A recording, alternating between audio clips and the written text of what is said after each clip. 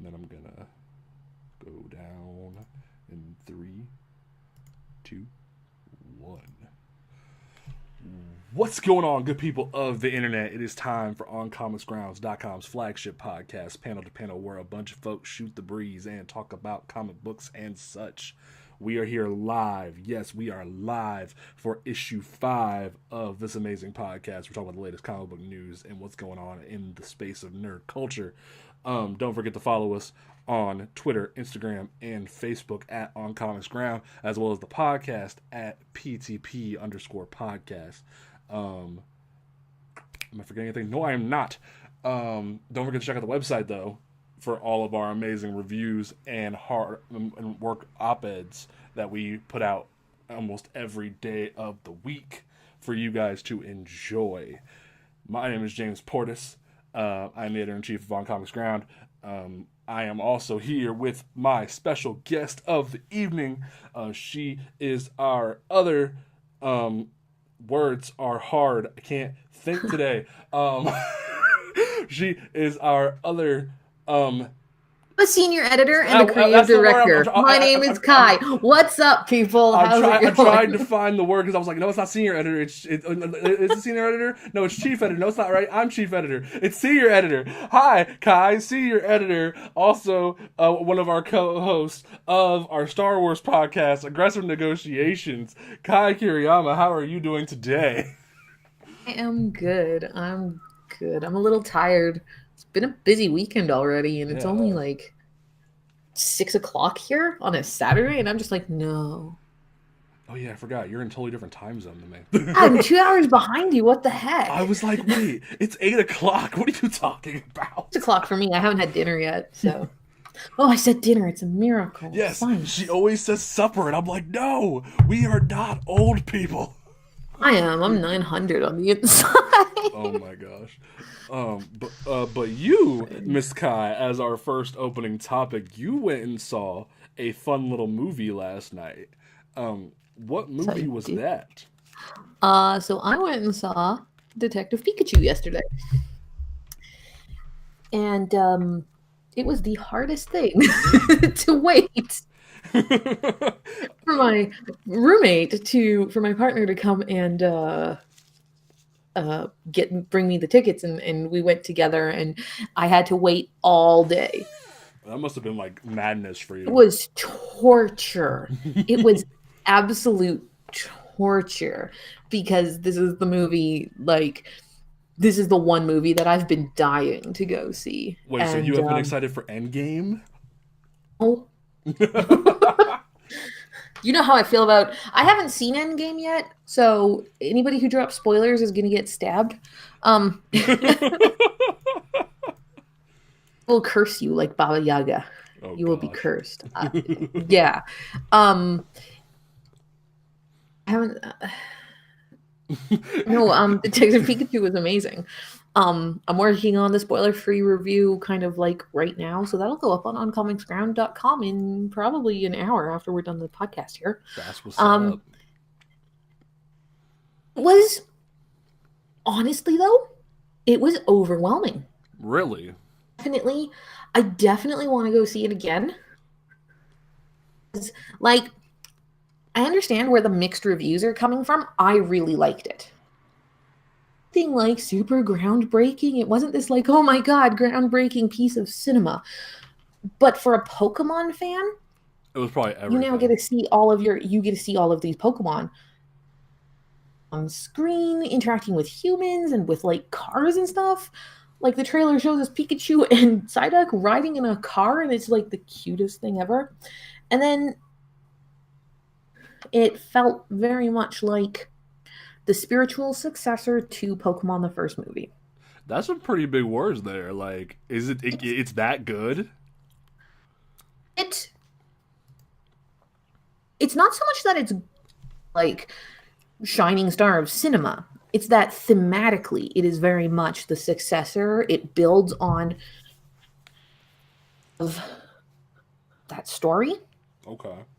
Mewtwo, we all know Mewtwo is involved, and there's a line in the movie that says Mewtwo escaped from the Kanto region 20 years ago. Oh wow! So like it legit Yeah. builds on everything. Yeah.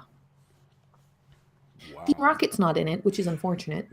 But see, like, do you know how much of a pain it would have been for somebody to have to like hairspray their hair to get Jesse's hair going? Like, It's not that much more difficult. It would have been a wig, and cosplayers do it all the time. really? Yeah, there's these amazing Jesse and James cosplayers all over the internet. Like, just go look them up. But yeah, no. So yeah, it really to me was the spiritual successor, for Pokemon the first movie. Okay. I cried a lot. Like I said, it was overwhelming. Pokemon is a thing that as we grew up with. We didn't have the video games as a kid, but we had like the show and the toys and the card game and whatever. And so something in my household and in my family. So we all loved Pokemon. We all still do. And was to see these Pokemon come to life, like the opening shot, and this is not a spoiler, the opening shot, the establishing shot as they're showing you the world, you're following like a flock of Pidgeotto flying over the landscape. Wow. To see these Pokemon like doing Pokemon stuff out in the country kind of thing, and it's just like so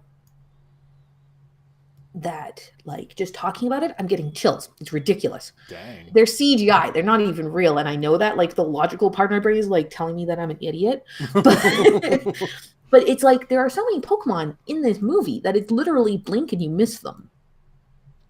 And I didn't think they were particularly creepy. Yeah, a lot of people were very mixed on how these Pokemon looked.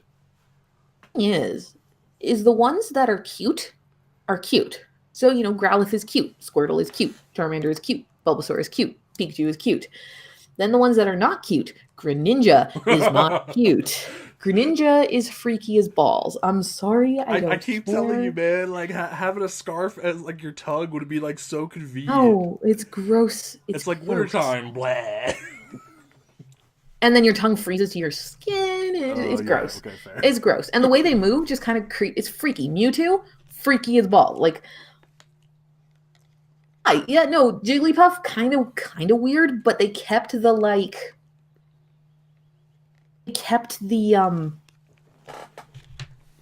Jigglypuff looks very true to what it was, but it in real life it's freaky as balls. Like, okay. there's a level of freakiness. Oh man, who else was there?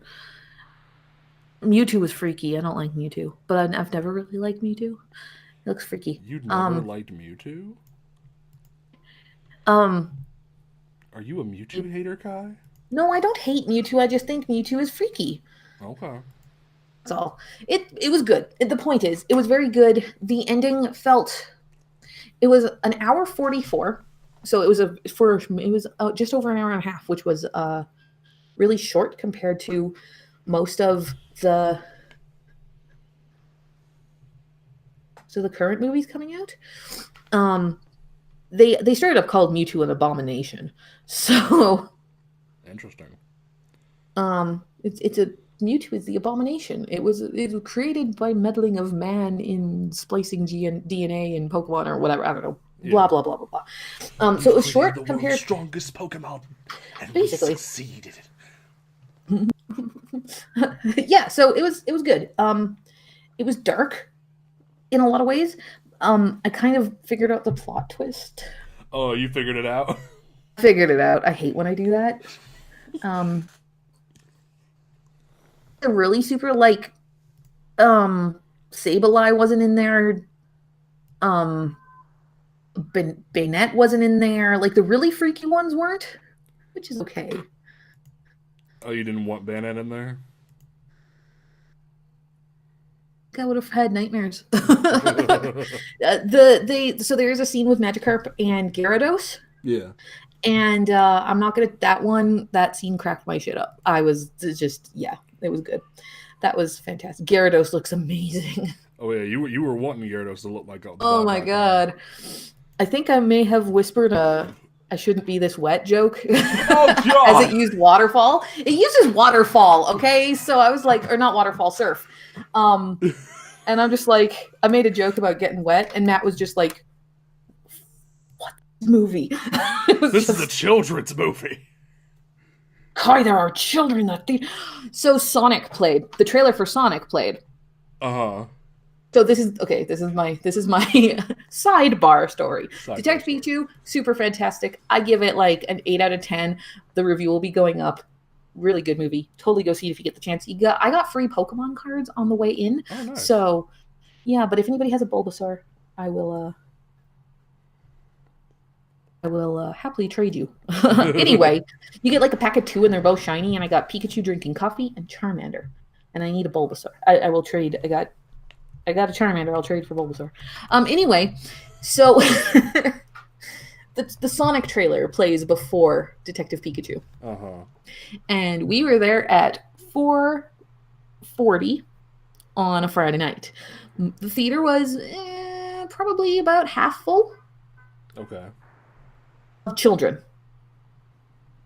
Oh, wow. And the Sonic trailer starts, and literally the entire theater, all the kids, no! They were just like, get away. Chorus of like 30 children just screaming no. It was the Gangster's Paradise. about Sonic, because it does the Sonic the Hedgehog, and they were like, no! Poor children. I mean, like, it just kind of goes to, it proves which one is doing it right. Yes, and I definitely. really don't think it open for a Detective Pikachu sequel, even though there is one that I heard has been ordered already. So, I mean, like, does it leave enough there for a sequel? I can't. It doesn't, because I can't. Why? Like, it does because of the family relationship stuff. Okay. Because this character is looking for his father, but not because he doesn't know who his father is, because he thinks his father is dead. Yeah. And he thinks his father has been killed. And so he hasn't seen his father in like 10 years because he chose not to go. The whole tragic backstory is he chose not to live with his father after his mother died, and blah, blah, blah, blah, blah. Oh. So he finds out that his father is dead, and he finds his Pikachu. They go on this adventure, and they have to figure out why the Pikachu has amnesia, and if they can figure that out, they'll figure out where his father is, and Mewtwo is involved. That's all I'm saying. The ending of this story it doesn't really leave sequels. Oh, okay. Of context within that. Like, I can't say anymore because it will ruin it for folks. But yeah, so there was this whole deep family story, and then a talking Pikachu. He is the chief of police in Rhyme City, or it's his. He's got a snubble. It's pretty good. I like Ken Watanabe. He didn't have enough talking screen time, though, in my opinion. But it wasn't his story, so. Yeah. Matt was happy because Psyduck. Psyduck was probably the best thing ever.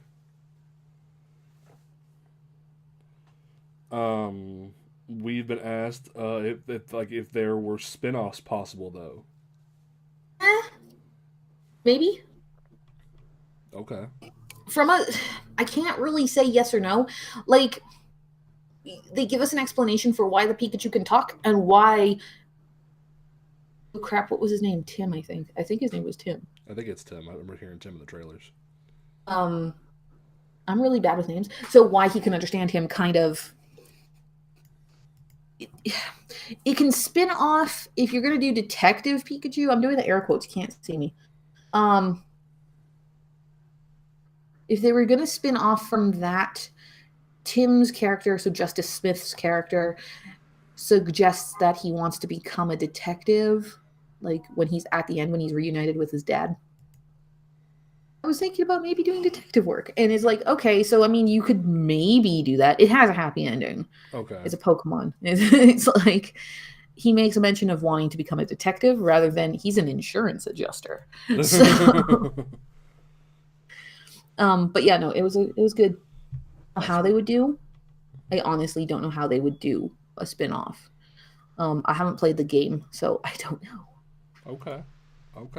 It was good. It was good. Everything is beautiful, and if you love Pokemon, I think you'll love it. If you didn't grow up with Pokemon, I don't think you'll like it as much. But is there still More something you fun. can get out of it? Like, say, if you're a parent being forced, like, drugged Oh to yeah, it. no. If you're a parent and you're being forced to go, um, it's not it.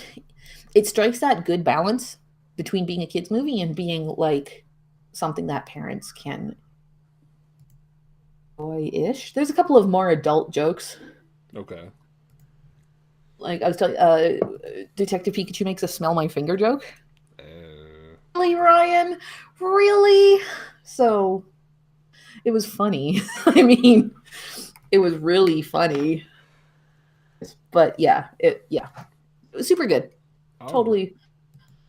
Well, Just from spent there. 15 minutes talking about it. Oh no, it's fine. It is fine. From there, though, why don't we dig into the weirdness? Like, why don't we go from the weirdness of Pokemon to the weirdness of this Watchmen trailer that we were graced with towards the beginning of the week? Because I'm, there are so many mixed feelings on this trailer that I don't know how to exist. Because like, Am I allowed? Am I allowed are you allowed for what? to make my joke? I don't care. Just, I don't care. Go for it. I mean, like TikTok, fuck off. Who cares?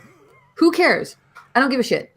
See, I am a fan. Like when they were first announced this around the same time that Doomsday Clock was coming out, which it still is because delays. Um, I am just like, why is this a thing? But at the same time, though, the idea of because when Doomsday Clock came out, they were like, "Oh, no one actually read Rorschach's journal," or like the result of Rorschach's journal was just everybody found out that Osmandius is just an asshole. So we're gonna go hunt him down and kill him. But like in this one, it's oh no, the people who read Rorschach's journal are freaking insane. Like okay, It's got this like so basically watching that teaser trailer, it gives me like Fight Club and like in the end Vendetta when everybody's got the masks on and everybody is mm-hmm. standing there and they're all like it gives me a very like I am Spartacus vibe. And Yes, I feel like it is a very dangerous thing to be putting out there in this whole world of Comics Gate and anonymous. I mean, anonymous isn't a thing anymore, but this, do you know what I mean? Like, I feel like yeah. it is a very dangerous line that they are walking with this. Everybody's wearing the Rorschach mask. Everybody's gone to this like insane whatever is going on. Like now everybody's Rorschach and now everybody can be. It's like the opposite of Into the Spider-Verse, where everybody could be the mask and be a hero. Well, everybody can put the mask on and be a hero, but they're not doing like glorifying the good. Yeah, They're glorifying the crazy that was Rorschach. yeah. And it feels like Fight Club in a bad way.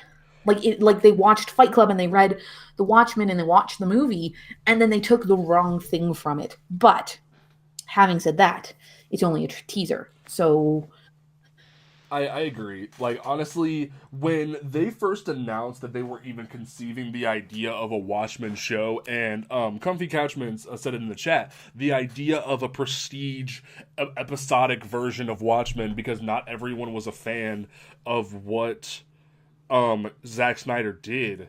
I definitely gave the impression that it could be a do-over for a lot of people that weren't fans of Zack Snyder. But this, and then they announced Regina King, and then they started announcing more people, and I started to get this idea that this could end up being the worst possible thing because you're trying to create a sequel for something that there's no sequel for beyond Doomsday Clock. Like before Watchmen was just that; it was before Watchmen, and even a lot of people don't even like before Watchmen. Like I think there's like two of the issues. Like I think I like the Osmandius one, and then I think I'm a fan of the Rorschach one.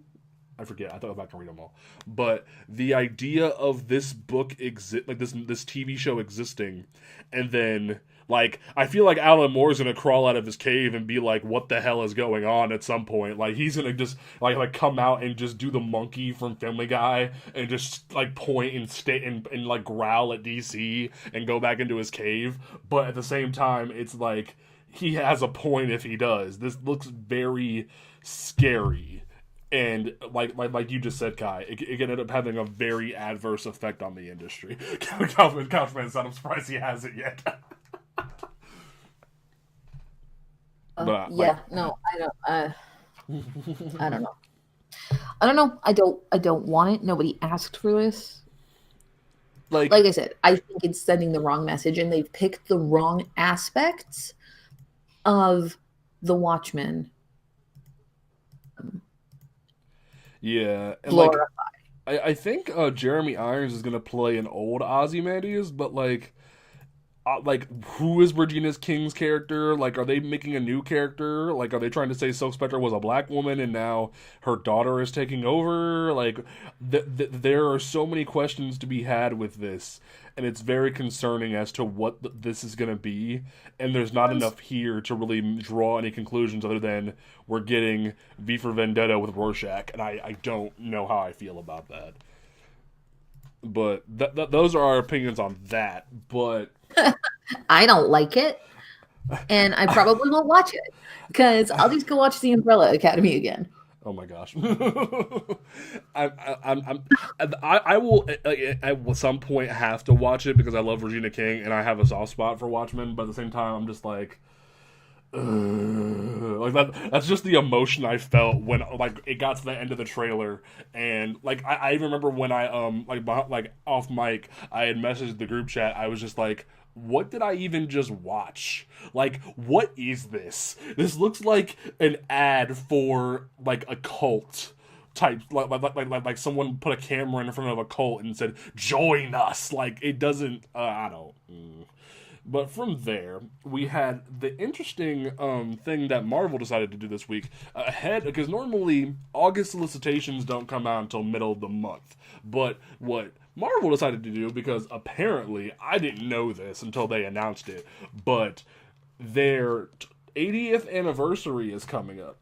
And in celebration of this, at the beginning of the week, they started dropping teasers of a bunch of different creators throughout the comic industry. And it looked as if they were going to be like they were creative teams. A lot of us were thinking this was hinting at a relaunch, as in like something that Marvel's done in the past, like all new, all different Marvel, Marvel Now, Marvel Legacy, Marvel Fresh Start, whatever. There's so many. Oh my god! But like now with this, it was like thinking, okay, there's like 80 some odd names here. This is kind of weird. And C.B. Cebulski had been hinting earlier in the month that he really wanted a comic to sell 1 million issues like they did back in the 90s. And I looked at him like, the hell? But the next day, we got this big announcement at around noon that in August, we're getting an 80-page celebration book called Marvel 1000 that is going to be... Why are you laughing? Why are you laughing, guys? Go ahead. I'm sorry to interrupt. Go ahead. I'm just laughing. I'm laughing at Marvel. Okay. So it's Marvel 1000. Each page is going to be a different creative team. The first page of the giant 80 page spectacular is going to be hand painted by Alex Ross. With his amazing skills that he is, and each page is going to be a different year in Marvel's timeline. Apparently, that's what the press release said. That's what I reported on. Is that it's going to be each year of Marvel's history, and I there's so many different things to go into this, because there is the fact that Al Ewing's finally getting his due, because Al Ewing's being beat around the head by Marvel for too long now, and he's writing like 8 or 9 of these pages and helped like create the entire thing. So yay, Al Ewing. There's the fact that there is actually like more than one black person working on this thing. So yay. But the one thing that a lot of people were concerned about was the fact that there isn't a lot of women creators on this list of 80 like 80 people or like 80 teams. There was only about 7 women. And 7 women, and Al Ewing is doing 24% of these pages. that is very concerning. On 9, which is literally Al Ewing has more pages than there are women creators involved. Like, that's a tad bit concerning. And that is 7 women across both writers and authors. Writers and Rather, authors. writers and authors. Yeah, I know. Shut up. Writers and artists.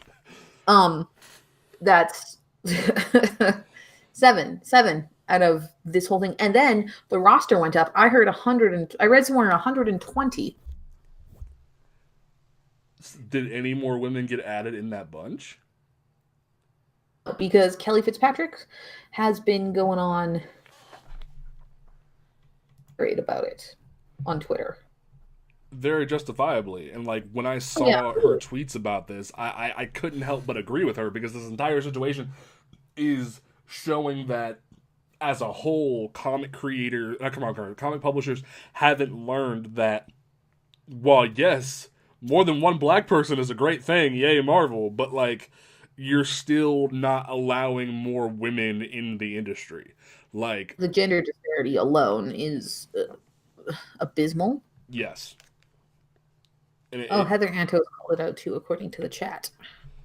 Oh, like Heather Antos used to work for Marvel. Like, in the fact that, and watch, like, just because, like, and speaking of Heather Antos, like, watch, someone's gonna come out the cut at Marvel and be like, oh, there's some women editors on it, and it's gonna try to like negate the conversation of, no, there should be writers and artists that are women on this project. Like, there should be women of color on this project, and there just isn't. There should be so much more things going on here, and there isn't. Like, I don't even, like, is there any LGBT creators on this thing at all? Did they call Cena Grace back for like one page? I don't think they did. Like, I'm kind of concerned, to be honest with you. Okay. No, I don't think there are any LGBT, unless Kelly Fitzpatrick is, but I'm not 100% sure. I don't think that there's is Irene Coe? I don't know. I know she's married to a gentleman, but I don't know if she IDs as bi. I don't know. Anka's on. Christopher Anka's on. So okay, if Anka's on, okay, that's one person, but still, it just... One! And it's Christopher Anka, who is always on everything forever. I mean, like, bless Anka and his amazing gayness, but, like, Anka or Anka? I always say Anka. I don't know. Yeah, because I was like... Mary always says Anka, and, like, also, I didn't even say it. For anybody who is concerned, Mary and Travis are both... either sick or busy currently, like, respectively. So please have some thoughts about them and prayers for them that they're either in bed or working their butts off. So please give some thoughts towards them, and thank you to Kai for coming on the show and hanging out with me. Thanks for having me. I super appreciate it. Yes. But it's fun. But yeah, no, this whole crick. Okay, so my thoughts on this Marvel 1000 thing. Okay. And why I was laughing. One page, is it one story, or is each page a different fucking 6-panel story? I don't know. They just said each page is going to be a different like era of like every page, like Marvel. That sounds dumb. The thing about this is that this has been my complaint with Marvel for the last little while. Marvel doesn't know what it's doing. Marvel doesn't comics. Marvel knows marketing. Mm-hmm.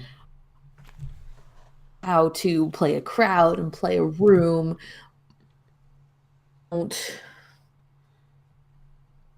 They don't know how to...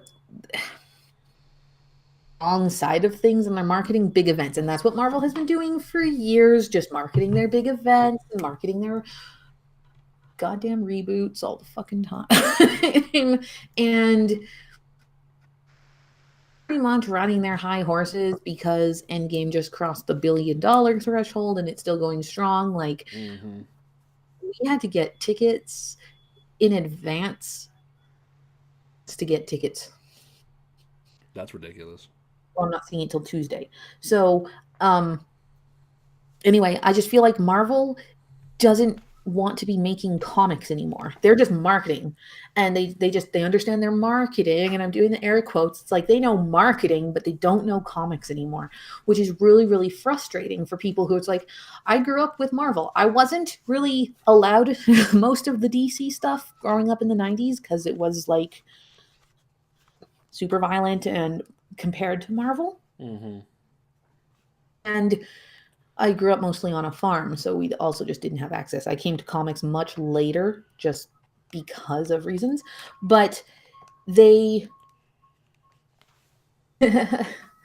yeah, no, they just, I feel like Mary just popped up in the chat and is making a snarky comment about me being snarky, and it's fantastic. Hi, Mary. Mary's spilling tea all over everything. Yeah, no, so like, no, I just feel like they're not marketing to the people that they need to be marketing to. They're not doing the things that selling the same crap over and over and over. And they keep selling these events, and we're all tired of events. I would love to have an ongoing series that doesn't get canceled 6 issues in for, another freaking event. See, I totally agree with you because ever since, and I've been saying this ever since Marvel Legacy, it seemed as if Marvel was like, okay, give us Secret Empire and we'll back off of events. We need to get through this Captain America Hydra nonsense. And they promised us.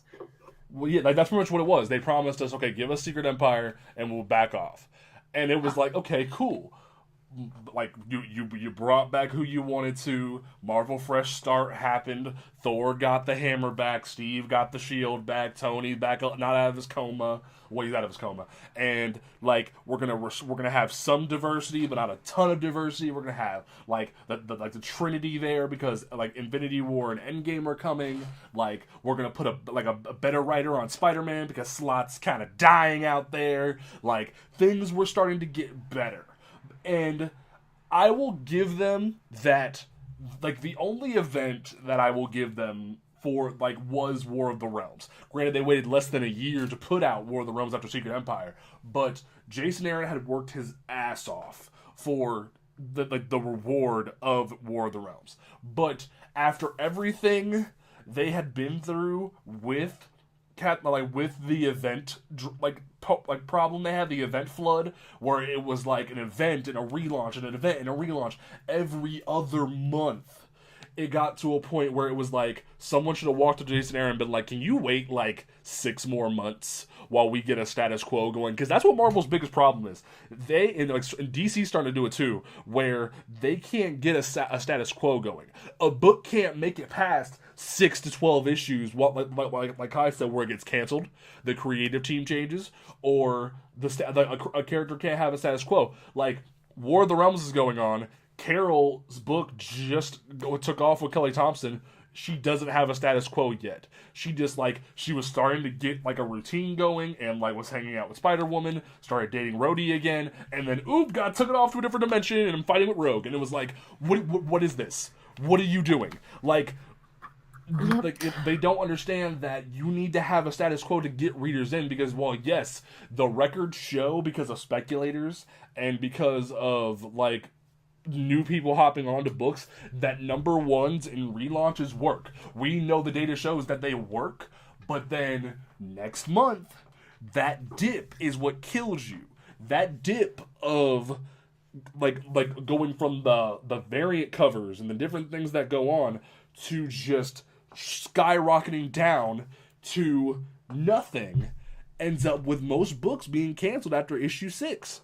So they're marketing to the wrong side of things rather than marketing to people who, want to actually read the story and rather than marketing to, and I know that you can't really market to the trade market, But the trade market and marketing to like schools, for example, who would want those ongoing stories and would want those easily accessible things. Like they're marketing to the wrong things. They're marketing to a collector's market that doesn't exist. They haven't left, in my opinion, because I don't fully know the whole comics industry, but I know marketing. Yeah. And so they're marketing to the wrong side of things. And it's incredibly frustrating to watch because they could have marketed so much stuff with the movies. I feel personally that they've really dropped the ball with having new stories, not necessarily number ones, but really good jumping on points to coincide with every single movie. They canceled the Doctor Strange ongoing that I was reading like a couple of years ago when the movie came out. They canceled it and restarted. And now they've got whatever the hell is going on in Doctor Strange. I don't even care. But like they canceled the one that was going on. It didn't even get a very good ending. I dropped it before it was over because I'm like, well, they're canceling it, so fuck it. I don't need the last one issue that's not going to wrap anything up, and it didn't. Like, it's because for so long they saw the relaunches were getting them the numbers, and speculators and collectors were going, hey, a new number one. Everyone loves number ones, right? And it's like, no. Then they do something that's... This is where they really dropped the ball. And like they had that whole the binge read stuff on Comixology or whatever, where it's like, yeah, you get like a whole month's worth of digital, like it's a whole story, and then you got to wait 3 months, and then it's the whole series. Like, I feel like that should have gone a lot better than it did. But again, Marvel's marketing to the wrong people. Yeah, and like honestly, like I know some people are like another like that like vouching point for the idea of relaunches is not everyone can jump onto that, or like not everyone can jump onto like issue 7 or issue 6. But if somebody just walks into the room where they're printing everything and stamps new jumping on point or start of a new story or something like that onto like issue 7 or issue 9 or whatever, however long your arc is, it would solve a lot of complaints of the people, or like of the casual market that doesn't know that they can jump onto a story, because 9 times out of 10 of a trade is 1 through 6 or 1 through 5. So if you give them issue 6 or issue 7 and it says start of a new story, you can keep your numbering going and it not be a problem. But for whatever reason, they can't seem to get that through their heads. They just see, oh, new fans and collectors like number ones, let's do that. But then recently, they hadn't been doing that. They were just like, okay, we'll cancel some series and then we'll plan for some new stuff. We're not going to keep relaunching every 5 minutes, because that was one of the biggest complaints that we got for a while, was that we're doing too many relaunches. But now we have all this coming up. So like, I'll be damned if all these creative teams don't end up on books, because the minute I saw that Taboo from the Black Eyed Peas was on this book, like this Marvel 1000 thing, I was like, oh god, they're gonna give Taboo a Red Wolf book, aren't they? Like, because he's been fighting for that indigenous representation for so long, like, and it almost became comical but admirable. So like, I my heart breaks for the idea that they're gonna try to bring in more diversity possibly with like a possible relaunch, but if they can't even get more women on this giant book, where are the women gonna be when the relaunch happens? You know? Okay. No, I know. I don't have really anything to say. Oh, okay. What are they gonna do with? Okay, but no, like they're gonna. The problem with that though is they're bringing in like 100 creators. Mm-hmm. Not everybody's gonna. Neil Gaiman is not gonna end up on another. Neil Gaiman is attached to this now. Yeah. Like, he's not gonna come in and do a thing. Like, they're not gonna give him an ongoing. Probably not. Not like it's stupid. The whole thing is stupid. It's a marketing gimmick because DC just had theirs. Oh yeah, but that was one of the biggest criticisms that this entire thing had, is that Marvel 1000 is them getting mad at DC for getting not only Action 1000 but Detective 1000 the next year. So a lot of people have been trying to like go through and count all of the issues, and I'm like, is it possible they've already hit 1000? Marvel? Yeah, like they had to have by now. Like the idea of a number 1000 doesn't really make sense for them.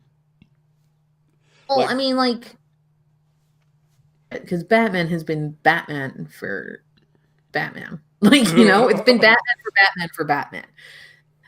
I don't know. I don't know. It just feels like a marketing gimmick, and I'm probably not going to spend money on it.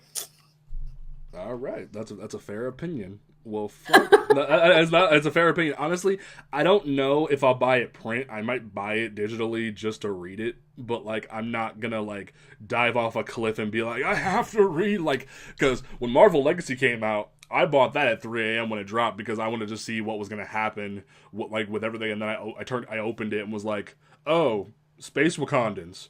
Close. Like, the minute I saw Space Wakandans, I was like, okay, no, I'm not doing this. And then, like, 5 months later, Space Wakandans, the book, came out and was like, I really didn't want this to come out. And then I read it and I'm like, wow, this is the best book that Ta-Nehisi Coates has written in its entire Black Panther run. Space Wakandans was a good idea. But from there, after my crazy laugh, we are going to move into something that I'm not really looking forward to talking about because it's not a fun conversation. So, Batman and the Outsiders came out last week after being delayed for about 2 or 3 months. Written by Brian Edward Hill. He's been doing some different stuff recently in the comic book industry. He has a Vertigo book right now, and out of the cut, out of left field, came Black Lightning's creator, named Tony Isabella. We have an interview with him on the YouTube channel for Panel to Panel before. So if you want to go check that out, it was right when Black Lightning Cold Dead Hands was coming out. So if you want to go check that out, go ahead and do that. But one of his tweets about the situation with Batman and the Outsiders was, don't try to put a silver lining on it, on DC reducing Black Lightning to Batman's support Negro. It's insulting to the character, his fans, and the creator with whom he wouldn't exist. For authentic Black Lightning, read Black Lightning Cold Dead Hands and watch the brilliant TV show. And it started picking up some traction. Some people agreed with him. Some people were saying that he was just mad that he wasn't the one writing it, or he was mad that his interpretation of the character was out there or whatever. And I gotta say, and what's sad is I already have an article coming out where I agree with him to an extent, but I don't think Tony Isabella went about this the right way, because because let's face it, Black Lightning should have his own solo title. He has a groundbreaking television show on CW that just wrapped up its second season. It has been critically well received. It has been fan requested constantly. These books are going out. You have black representation. You have authentic black representation that isn't like scrubbed for TV or something like that. You have you have LGBT representation. You have strong women that are kicking ass on this show. And sadly, he's been relegated to being on a team book rather than having his own book. And I made this complaint about DC Comics and Marvel to an extent before, that they don't really care about African American representation, and only started giving a crap when Black Panther sold so much and became an Oscar-nominated, Oscar-winning movie. So it's like, while I don't agree with the way Tony Isabella went about it, he has a point. Like, that's not really knocking Brian Edward Hill for his writing, because his quick arc on Detective, where he introduced this idea of a new Outsiders team, which really isn't the Outsiders, it's Black Lightning, Katana, and Batman sidekicks. But it's a very, very good book, and Marcus, one of our contributors, has a review coming out for it this coming week. But I don't know if he went about it the right way, if that makes sense. Well, Yeah. So I come from the author sphere. Like, I'm a self-published author, and that is what I do when I'm not doing comic stuff. Yeah. I say a few years ago, before this current darkest timeline that we're living in. Probably closer to 5 or 6 years ago. The author sphere on Twitter, especially, used to be literal meltdowns every other week. It was more than that. It was like every other day. Some author, normally a cis het white dude, because actually, no, that's not true. There were a lot of like first time women authors too having these fucking meltdowns. Like, they were going nuts having these meltdowns because, oh, they got a bad review, or oh, they're being called problematic, or oh, this, or oh, that. And it was always, it was always a meltdown. There was always an author meltdown. Excuse me. And it became Twitter etiquette for authors to not respond. So you can sit there and be tagged in bad reviews and being called names and whatever else. And one bad apple spoils the bunch when it comes to stuff like that.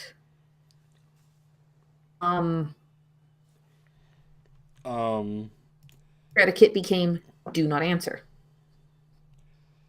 Do not answer.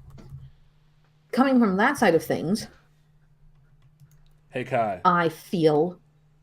See? Pause for like 2 seconds. Switch over to the me, you, and Mary voice chat, because Mary's gonna hop on.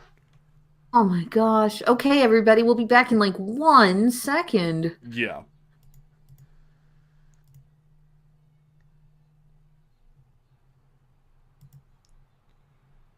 Are we back? Are we back live? We are back. So Mary is free to hop in whenever she is available. Oh. Oh, well, now all of a sudden, no. Well, never mind. We're here. Yeah, we're still here. It's okay. We're still here. It's okay. Hi, we're back. So, like I was saying, authors are like, get to answer this. And so this meltdown that he's having feels like... Oh, Mary is here. No, I'm here. Hello. Hi, Mary. I just realized I may have inadvertently caused more problems than I meant to. Oh. It took 2 seconds. We were already here. Oh. Yeah, she finally fell asleep, so. Okay. Oh, look at our screen. We're all just like scooching over. Scoot. I'm working on it. Scoot. I'm sure I'm going to hear about this later. Anyway, yeah, so... Anyway. I just feel like it's a massive meltdown and it's not good. And I feel like it's gonna cause problems in the future with him wanting to have any more involvement with the character. Like, at least that's from my. I mean, it doesn't. Meh. Like, I'm like, Mary, I want your perspective on this, because like if you, with your background, like with your love of comics, you love Outsiders just as much like me. Like Kai's opinion when it comes to the author stuff is great, but like you with this, I want to know how you feel. Well, I definitely think Kai offers a perspective that neither one of us could actually look at it, because I didn't really think about it that way. Okay. But I kind of see where he's coming from, but at the same time, like, it's a bit of a frustrating statement to kind of process, because I do absolutely understand where he is coming from. That, Batman had to be added to this book to quote unquote give it legitimacy. Mm-hmm. And they've done that with a lot of books over the years. I mean, Justice League Dark and the New 52. Steve Orlando's Justice League of America last year. Exactly. These books didn't necessarily need Batman, but like Kai said, it's been Batman for so long that you have these people who will blindly buy these titles just because Batman. I mean, Cassandra Cain has been on The Outsiders before. Has she? After The Outsiders switched back over to Batman and The Outsiders after Winnick left the book. I think Winnick left the book back then, but no, she's been on The Outsiders. Katana's been on The Outsiders since the beginning. Yeah. That's why, like, my big joke was it's Batman. Well, it's Batman, Black Lightning, Katana, and the kids. It's not like the actual outsiders. Like, you need Yeah. somebody, like, you could have called Geoforce or something like that in here to be like a spotter in the squad, and not just have Black Lightning and Katana be your like members of the outsiders here. It feels like a really weird dynamic, in my opinion. I think, and I say this as a white person who probably doesn't get it, I think Black Lightning is on the team because Brian Edward Hill likes Black Lightning. That's fair. I mean, don't get me wrong, I love Jefferson, and he's worked with the outsiders before. There was that whole story arc where Anissa, tries to hide him from the Justice Society League, whichever one Jennifer's on, and it turns into a battle between the two of them. Isn't Jefferson an original member of the outsiders? I think so. I'm trying to like flip through the Rolodex of outsiders knowledge. But I also feel like, and I think I made this point privately, that I think it's one of those instances where the character got taken in a direction that the creator did not want it to. And they are frustrated by that. But I also feel that very few creators actually make that public. And I think it comes with a certain amount of frustration that, Cold Dead Hands, it didn't sell well. It didn't. Like, I loved it to death, but it didn't sell well at all. Like, DC really didn't support it that much. Because I think that they were more concerned with the TV show. And, when Isabella created Black Lightning way back in the day, Jefferson was a young man. Yeah. And I think Tony has always wanted Jefferson to be a young man.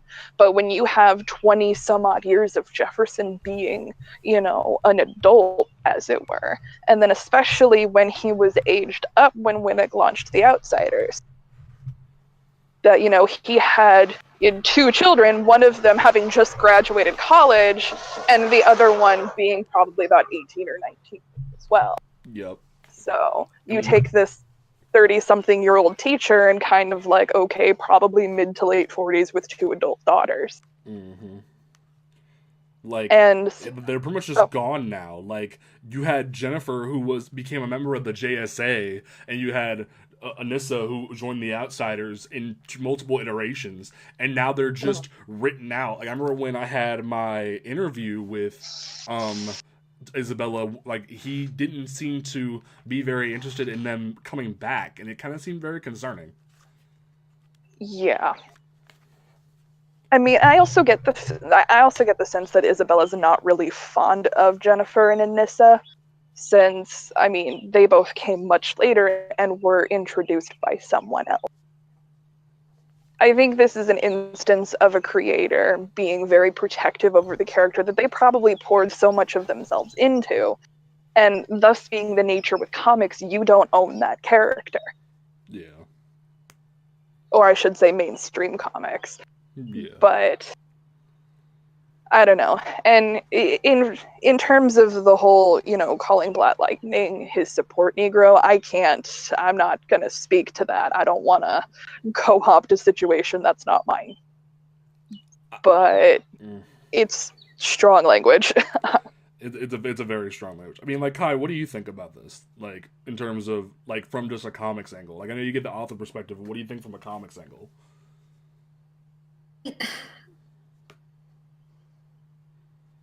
Oh no, I legitimately don't. Like, no, it's that DC is putting diversity into a Batman title. Kane with Black Lightning on the team, and it's not just white. I really feel that this is coming from a place with Tony Isabella, coming from a place from hurt, and he's a knee-jerk reaction rather than having a professional reaction. And it's a little bit, it's the whole thing is frustrating. Yeah. Because his last one didn't sell, right? Yeah. And so seeing this one doing better, because it's a Batman title. And the general public does not care about Black Lightning. Yeah. Because it's a very obscure, and because again, Marvel knows marketing, DC doesn't. DC relies on their standards. DC relies on Batman, Harley Quinn, whatever they can make a toy out of at the time. Where Marvel is like throwing marketing shit everywhere, but it's not the right marketing. If DC had just put a marketing push behind the CW shows, especially, like if they had put a tie-in, like watch The Flash or whatever on the comics. Heck, freaking Joshua Williamson has the best opportunity right now to bring in new Flash TV show people with Flash Year One, and like DC's not capitalizing on that whatsoever. Because DC doesn't market compared to Marvel, who markets the wrong things. And so this is where the whole problem comes from. And it's very frustrating. The whole situation is incredibly frustrating, and it's a bad look just in general for everybody involved. I do think that Hill, what's his name? Brian Edward Hill. I do think that he is being the most. Oh, he took the high road on this. Like, he flat out was like, don't attack him. He told all of his fans who were coming at him, he's like, look, I love the support that I'm getting for this book, but like, don't attack creators. It ain't worth it. Like, that was the best way to handle it. Excuse me. Very, very professional and very kind about it. And it's just upsetting that this is another thing that is happening. It's another meltdown from a creator, and it's in just in general, the whole thing is kind of a bad look, and it's a little bit frustrating. So I have a couple hypotheticals. Oh, I'm sorry. Kai, were you finished? I was done. Okay, I didn't want to cut you off. But here's an interesting hypothetical, because I've been, going through the Reddit forums and whatnot, and I've seen a couple interesting things.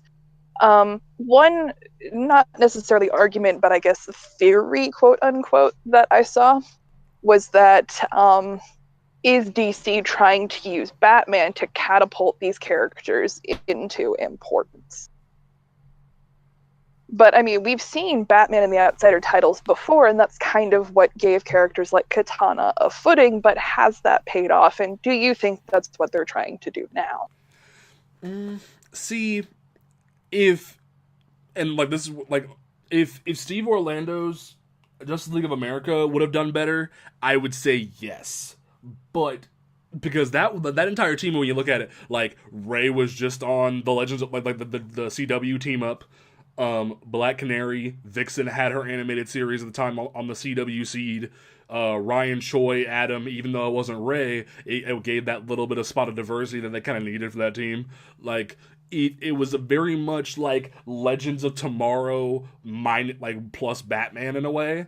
So if that push didn't work, I don't think that might be that's their mindset, because if you look at the lineup for that was the team in Batman Dark Knight's Metal, Halo was on the team, and they could have took the Young Justice approach and added a Muslim interpretation of Halo to this lineup, but instead it's 2 Asian women and 2 black men. So I think there's a possibility, but after seeing how Orlando's JLA ran out, I can't say for certain. That's where I'm going to sit on that. Kai, what do you think? I don't know. I wasn't listening. Mary had said that, I had asked the hypothetical of if it's possible that they're trying to use Batman to bounce these characters forward, which also, in regards to that argument, Batman the Signal didn't get past 5 issues. Granted, it was a mini, but, it didn't turn into an ongoing. It didn't lead to Duke doing more in the Batman mythos, besides this book and his cameo in that really horrible issue of Batman this past week. And yeah, Duke isn't doing anything. We haven't seen a We Are Robin revival, so okay, so I feel like they shoved Batman into this book to For one, because people will just buy Batman. But also, statistically, don't team-up books tend to sell better? Mary? It with DC, quite frankly, it depends. Because they don't have built-in team structure like, Marvel has the X-Men. The X-Men will always be a book. The X-Men will always be a team. DC pretty much just has the Justice League. So Batman and the Outsiders, though, is it a mini, or is it actually not being billed as an ongoing? See, that is... I don't pay attention. I want to say it's an ongoing, solicitations but the fact don't have parentheses on it, so I guess it's an ongoing for now. So it'll be canceled in 8 issues. Oh my god. Yeah, but my confusion is the fact that they pushed it back so much. And that I'm surprised the book didn't collapse because it got pushed back, because pushing a book solicits back before the first issue is out, that is it's kind of like delays in between issues. It will kill any and all hype for the book. I mean, to be fair, Justice League Odyssey had its first 3 issues rewritten, and it's still going. Yeah, that's Justice League. So again, it's the name brand of things. Justice League will sell. Batman will sell. So Batman and the Outsiders theoretically, should be fine for a bit. I don't think it's not gonna hit Maxi. Honestly, I part of me thinks it won't get past 12. You're right. It's the drama going on now. Yeah, it'll make it worse. That is a surefire way to kill something. Yeah. I think something that doesn't play into this book's favor are some of these characters aren't as prevalent as they once were. I mean, let's look at Cassandra Cain, for instance. She had just come off a very, very successful Batgirl run. I mean, it went over 40 issues. She had, relinquished the title of Batgirl and become Black Bat, who was, an equally popular. She had, this carefully crafted narrative over several years, and she was a fan favorite. Katana was all over the place there for a while. She had her own solos, mini, during the Suicide Squad run. Mm-hmm. But if you want to look in the last 5 years or so, Katana has been a silent member of the Suicide Squad. I mean, and it's not like she really talked a lot before, but she had significant dialogue. Yeah. But these characters don't carry that weight anymore, and I think that may end up hurting the book, because the New 52 brought in a lot of new readers. Rebirth brought in a lot of new readers. And, Cassandra hasn't been around hasn't been reestablished for very long, because it was in Batman and Robin Eternal, which nobody really cared about. Yeah, sadly. I mean, if you... Go ahead. I was going to say, the chat's making a question here. Is Outsiders getting a recognition bump from the new, quote, air quote, new Young Justice season? It's possible. I mean, it's not like anybody besides Black Lightning and Katana are a part of this team. I think Cassandra was silently in the background of the 3rd episode of the season, but I don't see that being a true way to market that in a way. If it is, then yay, cool. But I don't think that's what DC's banking on, in my opinion. I could be wrong. I mean, I could give my frank opinions about the book, but I think Brian Edward Hill, he did very well in Detective. Michael Cray was, an absolute hidden gem. His other book right now, I forget what it's called, is really freaking good. Yeah. American Carnage is freaking phenomenal. Yeah. I've heard nothing but fantastic things about American Carnage. And I think this book was pretty much just kind of given to him. And I mean, because that's something that makes the whole Batman and a little difficult, is because Brian Edward Hill is such a huge fan of Batman. I mean, he is such an absolutely huge fan of Batman. And I think that's part of the conversation that's, really not being taken into consideration with, a lot of people, especially, with somebody like Isabella, because I doubt Tony Isabella and Brian Edward Hill, I doubt they know each other at all. No, I don't think so. And, speculating from, and again, pure speculation on my part, but I think for Hill, this might be a chance for him to bring these two characters that he loves so much and bring them together. Because it was during, just before he started writing Detective, where he brings Jefferson back. Mm-hmm. That I forget what charity it was, and that makes me terrible. But he basically said, if you donate, $5 or so to this charity, he would send you a signed copy of his first issue of Detective. And I donated. Wow. Oh yeah, because he went to an LCS and he bought like 100 or so copies. But I donated. A bunch of other people donated. And, I got the package in the mail maybe a month or so later, and it was his signed Detective issue. But he had also included issues of Michael Cray that he had signed as well. Dang.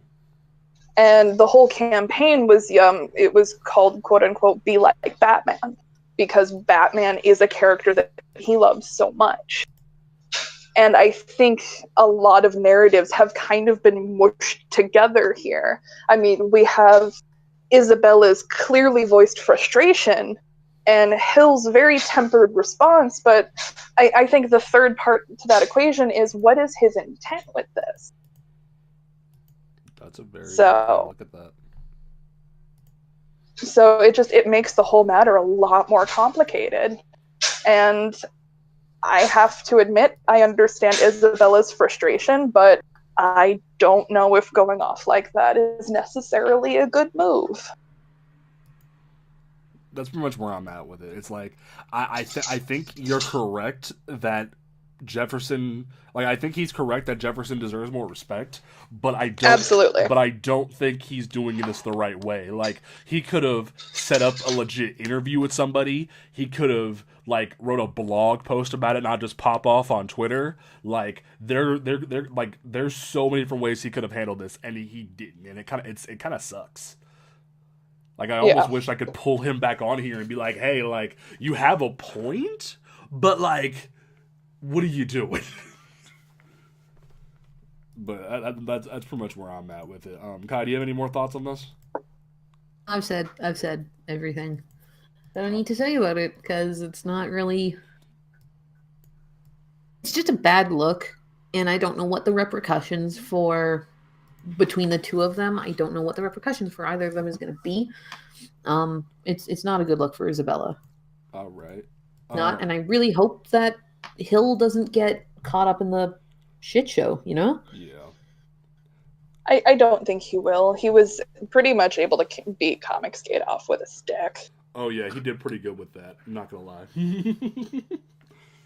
Because they saw his American Carnage and was like, what are you doing? And he was like, bye. But from there, we had the announcement, another big DC thing, that was Warner Brothers Animation and DC are bringing back DC Showcase. DC Showcase was a thing before where they had animated shorts that were different things of different moments in DC history, or just different characters showcasing who they were. I know they had a Catwoman one. They had a Green Arrow one where Black Canary was in it for 2.5. I forget what other ones there were. There were a bunch of them. Because I think I remember one for Jonah Hex. I think the Spectre had one, if I remember correctly. Yeah, it was Return of Black Adam, the Superman and Shazam movie. There was the Spectre, Jonah Hex, Green Arrow, and Catwoman. And then now, what we're seeing is that we are getting not only Sergeant Rock is getting one, Adam Strange is getting one, Death, I get, is that the Sandman Death? Or what is... Yes. Okay. So Death is getting one, Phantom Stranger is getting one. I don't know why Phantom Stranger is getting one. And then Batman Death in the Family is getting one, and I'm like, why aren't you just doing like a Killing Joke style movie if you're gonna do that? Like They've already done that. They've done like 5 of them, haven't they? the only Death in the Family Killing thing Joke- we got is that the flashbacks from Under the Red Hood. Wasn't there just a Killing Joke movie? Yeah, there was a Killing Joke movie, but like my idea was, and Uh, the reason why I'm mad at the Hush movie coming out is they're doing the New 52 universe for the Hush movie, but why aren't we getting a Hush in Killing Joke format where it's just the story, but like this time no bat sex, please. Like, why aren't we doing that? Like, because that. Because DC likes to beat their 2 horses. Yes, because they are Well, they're being very dead. cheap. Because the like, They don't. no one can tell me otherwise that the New 52 style movies aren't them being cheap. Like everyone was like, "Oh, Reign of the Superman and Death of Superman are such good movies," but they're using the New 52 They're good. lazy animation. Like that's the biggest flaw with them. They're in that universe, so theoretically, Connor Kent and Damian Wayne are the same age, and it grinds my gears. Like that's the biggest problem with those. anyway, But these we have the like actual just moments of DC history here, which is really cool. Like Sergeant Rock has been like gone from DC like proper for so long, so to see him get a movie like this is really cool for a lot of old time war fans. So like I know Mary, I heard you say yes at that. Like, are you excited about that? mhm. Well, my dad, my dad was a military man, and so he had a lot of military comics. He had Sergeant Rock. He had some of the old Marvel things. So war comics were always pretty present in my household, and so they have a very special place in my heart. And to see them get a nod, that's always good for me to see. And I always liked Sergeant Rock, That's cool. so it's festive to see. I'm really excited for the Adam Strange one because other than Jeff Lemire's Justice League United, which was basically just Justice League Canada, I think Kai would like that. That I feel like Adam Strange has been neglected in the DC universe, so to see him get his own special is kind of cool for me because I like that kind of cool sci-fi stuff. And now with Naomi, the idea of Ran and Thanagar stuff going on has been like bringing the idea of Adam Strange back, and I kind of like it. Mm-hmm. And then He was referenced briefly in Bendis's action. Ooh. Or Superman, I don't remember which one it was. Something Bendis writes. Something Bendis writes. Kai, what do you think about these? It's cool. I like animated shorts. I have no context for this character specifically. Well, no, like any of them. Like Sergeant Rock, Adam Strange, Death, Phantom Stranger, Batman. Like, we all know I Batman. don't know why they're still milking the Neil Gaiman thing. Like, it's so weird. Well, like, ever since Dark Knight's Metal started, where Snyder got, like, explicit permission from Gaiman to bring, Dream into the DC universe proper, like, there's been rumblings with that the Sandman universe was coming back, and then the recent Sandman universe books came out, so there's been more of a push of it lately, so it makes sense that we'll get a movie like that, or a short. I think DC wants to pick up the old practice of reaching into Vertigo and pulling things out. Because, I mean, Constantine, Animal Man, an argument can be made for Swamp Thing. A lot of these properties that we know today are pulled right out of Vertigo. Yeah. And Sandman is a mainstay of Vertigo. So I can see them reaching in and pulling it out. I mean, Kai, we all know you love Because Constantine. Yeah. I'm like, yeah. But no, sorry, man. Like I said, I have. Go ahead, hun. Oh, sorry. I don't know. I have no context for these characters. I'm like the most filthiest casual, and you know that. I'm gonna buy you that t-shirt. I have a filthy casual t-shirt. There is straight up filthy casual. They're a clothing company. They're half Canadian, half in LA or something. They're fantastic. I have a t-shirt. It's just my boobs are too big to fit in it right now. I got fat. So like I don't know that pain. Yeah, no, like I like filthy casual. It's fantastic. But like I really love the idea of these animated shorts. I think they're fantastic. We always used to like back, to me at least, to the days of like Animaniacs, where they were little shorts. They were like 5-minute shorts, and you get 4 of them in your like half-hour show. So getting these little 5-minute short animations kind of just reminds me of that sort of stuff. However, I have no context for these characters, so I don't know. I think it's a great idea, and I hope they're fantastic. Okay, that's what's up. I did want to swing back to Mary. I wanted to get your thoughts on the Watchmen trailer because it was our first topic. It was trailery. Trailery? I haven't seen it yet. Oh, you didn't see it? Okay. No, I haven't seen it yet. I've been kind of iffy on that whole thing. That's fair. Because they're kind of, DC's kind of starting to beat Watchmen with a stick, and it's getting a little frustrating. So I am a little weary of that. Plus, a girl ain't gonna pay for HBO. Oh, you're not watching Game of Thrones? No, I keep tabs with friends and whatnot, but Game of Thrones is one of those things that I'll watch it when it's over. That's pretty much where my perspective is at this point. But in terms of this Watchmen show, like, it's going to pretty much be Watchmen in name only. That's where my pretty much head is at. Did you want to give any input on the whole Marvel 1000 thing? Because I know you've been very opinionated about that. I said a few things in the chat about it that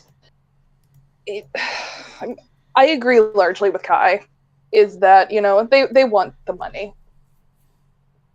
And I don't know, I am exceedingly cynical about this because, yes, there are some creators I like, and I know that they're going to do some great things there, but come on now. Like, you want that action and detective money. And from a business perspective, I can't blame them for that. But, yeah. I'm irritated that out of this 80-year celebration and all of these people, you could only think to find 7 women. So you couldn't grab like a Rolodex and pull out a couple more names, people? Mm-hmm. It's just frustrating because there are so many hardworking and very talented women in the comic book industry, and the big two neglects almost all of them. And that is becoming more and more frustrating every day. But I don't want to rehash the conversation here at the end, so. All right.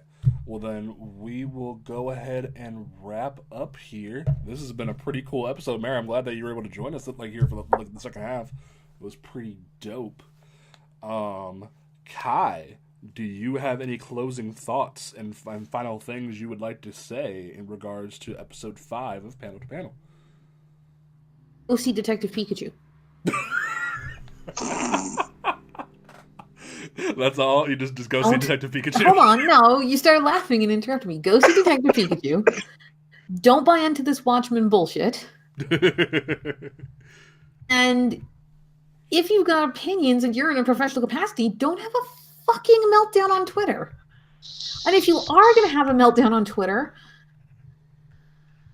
beforehand, so that you can have your rant. Hold on, you cut out edited. Like between beforehand. You cut out beforehand so that you can edit it so it looks more like a professional rant rather than just go being read the angry. Stuff that makes me money. Yeah, well, like, if you're gonna go on a Twitter rant, at least, if you're gonna have a meltdown, at least edit it, because maybe in the 5 minutes it takes you to write this out first, that, you know, counting to 10 is gonna save your career. That's fair.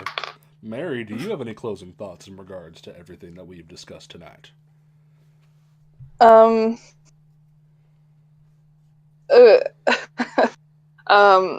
feel like I ruined the flow of the episode, but oh no, this was great. I feel like you came in. I feel like I caused more problems than I helped.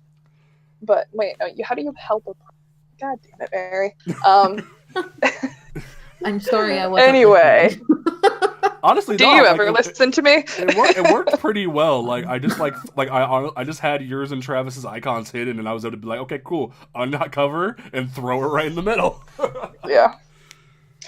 Full disclosure, my wife has a fever. She finally fell asleep, so I figured I could jump in and help out. But Kai, do you want to talk about our shiny new venture coming up around the corner? Yes. Yeah.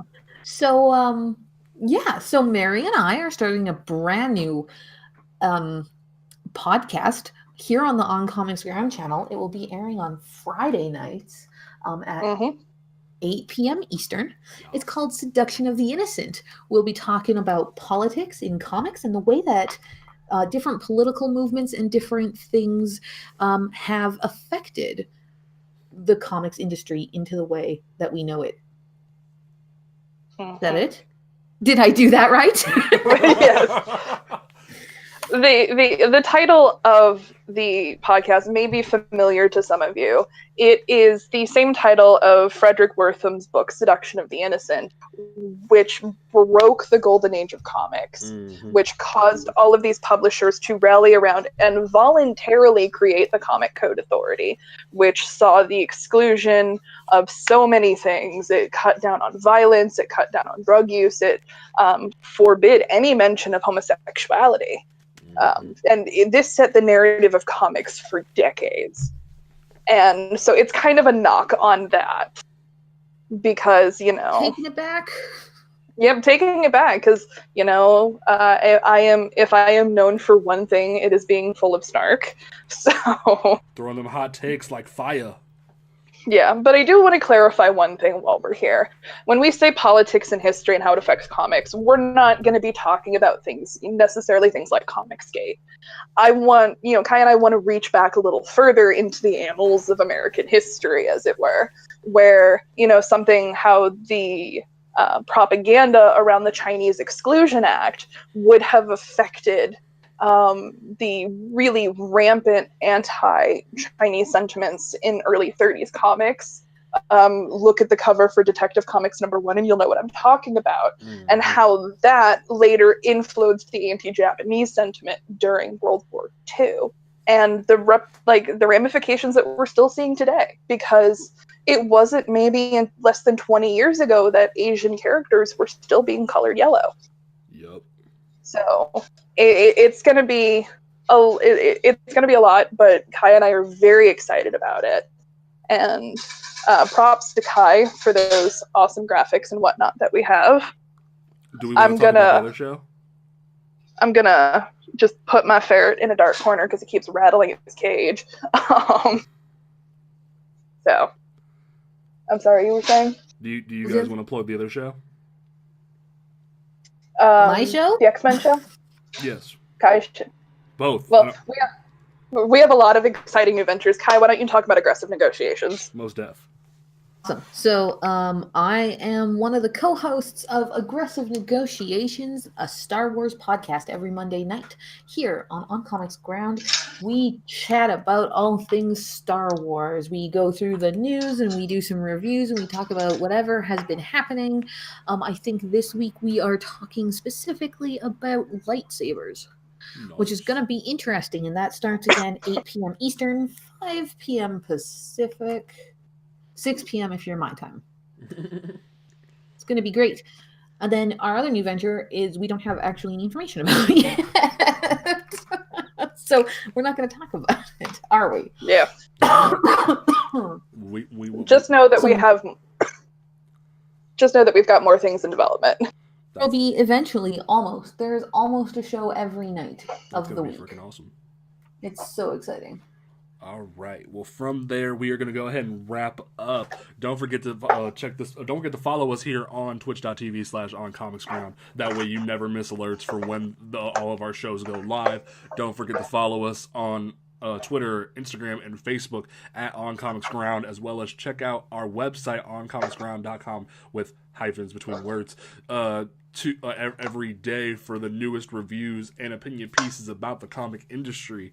Don't forget to follow this podcast on Twitter at PTP_podcast. Make sure you check out all of our other podcasts, Aggressive Negotiations, Seduction of the Innocent will be coming soon. We have our Spider-Man podcast, Living on the Edge, that we just had a new episode Thursday about with a special guest, Godzilla Mendoza. Check out that Twitter at LOTE_podcast.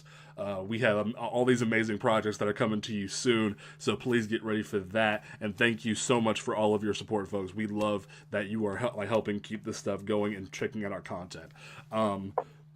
Kai, what is your closing statement for episode 5? I thought we already did these. No, the closing thoughts are different than a final statement.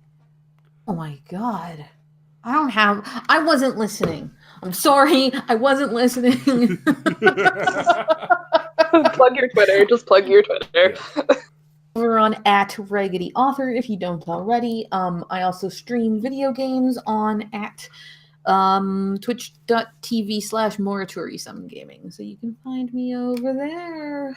Sweet. Where can they find your books? Yeah.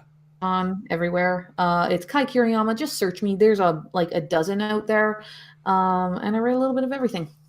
That's what's up. Mary, what is your closing statement for episode 5? You can follow me at Sapphic Geek on Twitter. I'm going to usurp the title of the Great Interrupter. And we're very excited about shows we have on the pipeline. Look out, because we've got some exciting things coming your way. All right. And then my closing statement is you can follow me on Twitter at James C. Portis 3. I post some pretty cool stuff, I think so.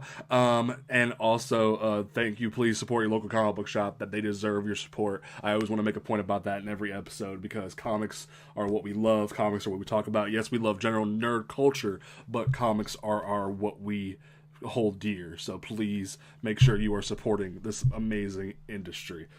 Also, thank you for the follow, Comfy Couch Man.